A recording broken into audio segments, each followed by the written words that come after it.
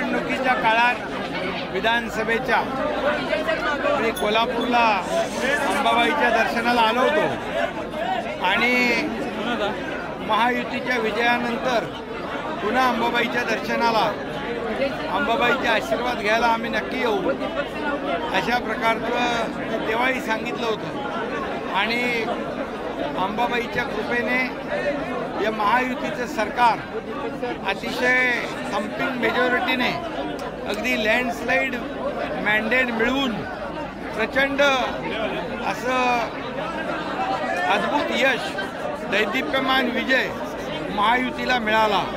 अंबाबाईच्या कृपेने आशीर्वादाने महाराष्ट्राच्या तमाम जनतेच्या आशीर्वादाने लाडक्या बहिणींच्या लाडक्या भावांच्या लाडक्या शेतकऱ्यांच्या आणि ज्येष्ठांच्या सगळ्यांच्याच आणि त्यामुळे न भूतो न भविष्यते अशा प्रकारचं महायुतीला यश मिळालं। 2.5 वर्षामध्ये महायुतीने जे काम केलं ते काम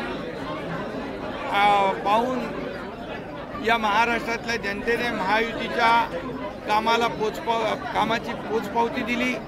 2.5 वर्षात आम्ही थांबलेले प्रकल्प, बंद पाडलेले प्रकल्प, स्टे घातलेले प्रकल्प सगळे सुरू केले आणि त्याचबरोबर लोकाभिमुख कल्याणकारी योजना देखील सुरू केल्या। म्हणजे एकीकडे विकास आणि दुसरीकडे कल्याणकारी योजना अशी सांगड घातली आणि या सर्वसामान्य महाराष्ट्रातल्या जनतेच्या जीवनामध्ये बदल घडवण्यासाठी अनेक निर्णय घेतले आणि त्यामुळे ही महायुती प्रचंड मोठ्या विजयाने या ठिकाणी पुन्हा स्थापित झाली आणि म्हणून कोल्हापूरवासियांनी देखील महायुतीला प्रचंड असा विजय दिला।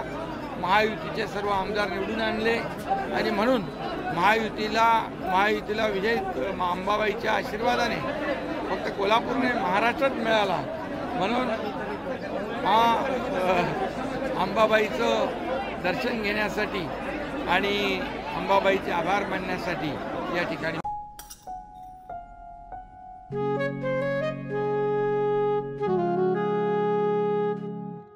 बाबा आज येताना बासुंदी घेऊन या ना। अगं कालच आपण आईचा वाढदिवस होता म्हणून आणली होती ना। ऐकलं, गोकुळची बासुंदी पुन्हा खावीशी वाटतेय। खरं सांगू, मलाही खावीशी वाटतेय। पुन्हा पुन्हा खावीशी वाटणारी गोकुळ बासुंदी।